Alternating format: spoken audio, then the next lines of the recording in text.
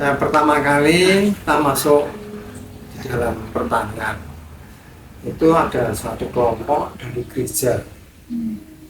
Saya dipanggil untuk ikut kelompok itu. Terus sampai sudah menjadi kelompok, terus survei kemana-mana, studi banding kemana-mana. Sama satu rombongan itu ada berapa orang? 10 orang berapa itu? Sampai di Bandungan, sampai di Kopeng, Jogja, berapa kali gitu, ya banyak sekali. Modalnya organik, saya tertarik itu kan bisa untuk kesehatan manusia, pertama ya lah. Terus sayur-sayurnya itu enak, lebih enak daripada yang kimia. Terus awetnya ya awet yang organik. Jadi saya tertarik pada itu memberi alam itu memang berguna semua orang sebenarnya itu. Jadi akhirnya orang itu ada mengolahnya. Kalau bisa mandiri, kalau bisa kalau enggak terlalu gantung pada orang lain. Kalau misalnya masuk angin, yakin masuk angin itu cukup cari bahan yang bisa menimbulkan, langsung ke dokter. Karena kan biayanya lebih banyak. Kalau kan sudah diambil dari sekitarnya kan mirip. Saya memang suka melestarikan alam. Sebenarnya saya masih beli yang di pabrik, tapi kadang-kadang yang terpenting adalah buatan sendiri. Walaupun itu buatan sendiri udah agak bau, lain orang nggak mau dekat, tapi saya suka. Yang bau-bau itulah yang menjadi kenikmatan bagi saya. Terus yang paling suka itu tanaman pakai organik. Walaupun itu hidupnya tidak seperti kimia, saya sukanya itu kalau organik itu awet, jadi bisa lama. Tapi kalau kimia kan kalau ditaburi kimia nanti 1 bulan sudah habis bahan kimianya.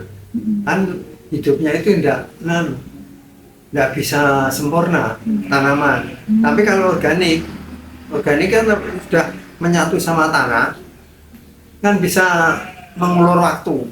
Jadi makanan mikroba yang di dalam tanah itu untuk persiapan makanan. Nah, gitu tumbuhan. Tapi kalau kimia kalau sudah disebar 1 kali, besok tidak disebar lagi, udah hasilnya enggak. Makanya saya sewa organik seperti itu.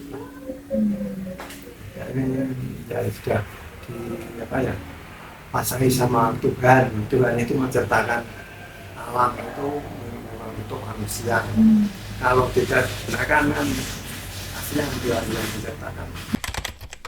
Dari awal kita mempersiapkan lagi yang lebih pengolahan lahan seharusnya tidak tergesa-gesa. Sudah lahan sudah dipersiapkan dulu, baru nanti tanamnya aja nggak tergesa-gesa. Harus sudah dihentikan paling tidak dari pengelolaan lahan sampai harus 10 hari sama 3 itu baru dijadikan. Baru dijadikan saja sudah belum langsung ditanami, karena tanah itu kalau dibuang kan panas. Jadi kalau tidak leremke ini mau bahasa Indonesia. Nah, didiamkan dulu, nanti kan hawanya panas. Kalau langsung ditanami tanaman apa saja, kalau tanah itu panas kan tidak sembuh, tidak hidup. Nah, makanya kalau didiamkan dulu, nanti kalau tanah sudah agak dingin, nah itu baru ditanam. Nanti hidupnya bagus. Coba saja sih seperti itu ya. Jangka panjangnya lebih bagus yang mengolah sendiri. Karena mengolah sendiri itu bisa hati-hati, tidak terbiasa. Intinya sekarang cari bahan dulu ini, oh berapa ini, terus besok hari kalau sudah terkumpul baru dibuat.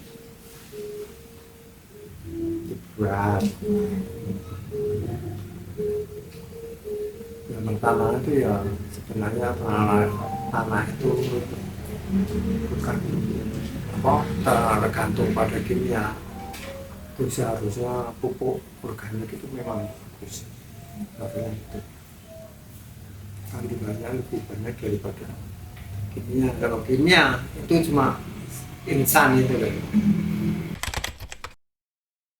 Orang itu musiman, enggak selalu ada itu enggak, itu musiman.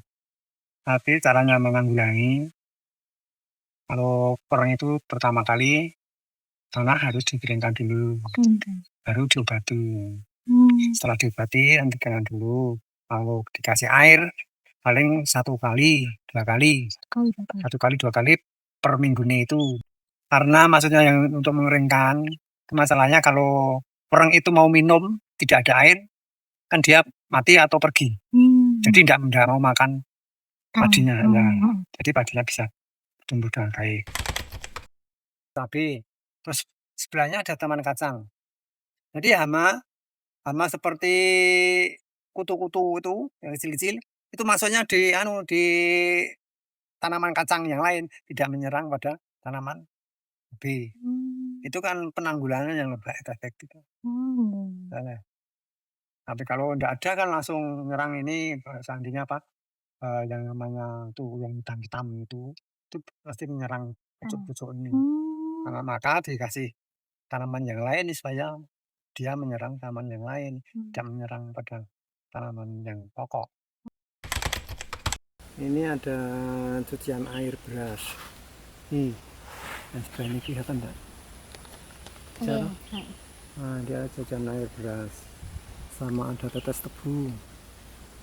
Sama E4. Sama virisidi.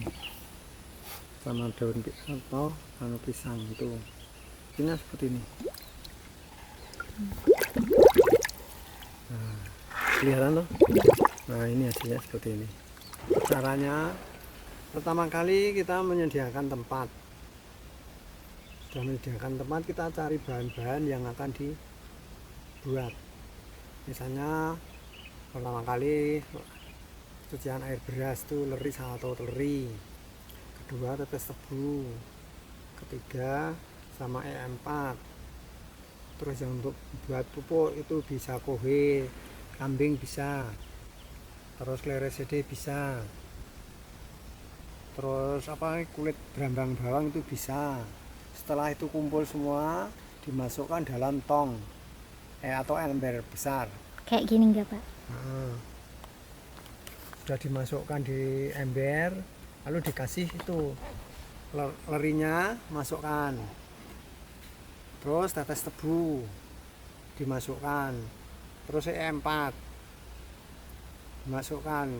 Ini kleresede ini sebenarnya ya juga dimasukkan. Ini diurut dulu seperti ini. Ini diurut, diambil daunnya, terus masukkan itu. Terus ini masukkan sini. Sebenarnya lebih bagus ditumbuk, tapi ya ini enggak apa-apa.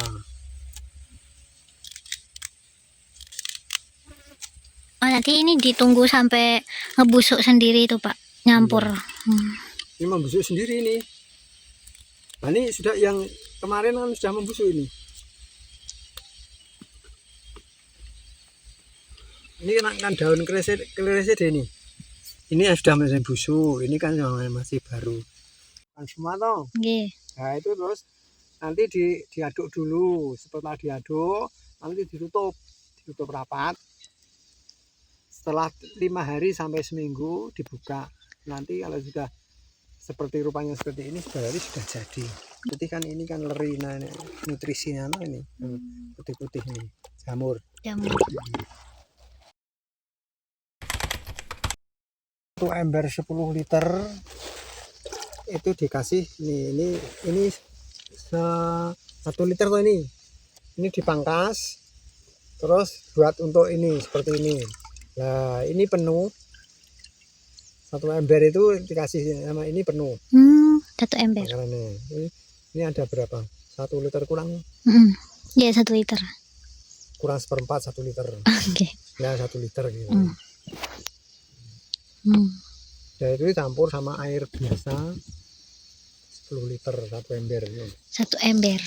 Kalau buat ini 1 liter sama 10 liter. 10 liter. 10 liter air biasa, 1 liter nutrisi. Kalau buat tetes debunya itu berapa Pak? Buat 10 liter air. Ini kalau 10 air ini sebenarnya pakai botol aqua itu.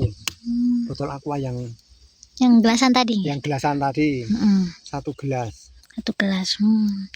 Untuk daun kalau 10 liter enggak 1 gelas, setengah gelas. Kalau lebih itu tergantung mau buat berapa. Takarannya seperti ini 50 sama 100 50 mili sama 100 mili. Kalau untuk daunnya niku Pak? Ini jalannya ya enggak ada takarannya ini. Enggak ada takarannya. Kalau dapat banyak ya lebih baik, kalau enggak dapat banyak ya enggak apa-apa. Jadi ini nanti yang dibuat pupuknya Pak? Ocor, POC. Oh POC-nya. Nah, nanti kalau udah itu kan ada sampahnya yang ada di ini bisa untuk kompos. Oh, kompos. Jadi kalau ngecor ini dimasukkan enggak apa-apa. Kan sudah busuk jadi kompos. Malah bagus ya.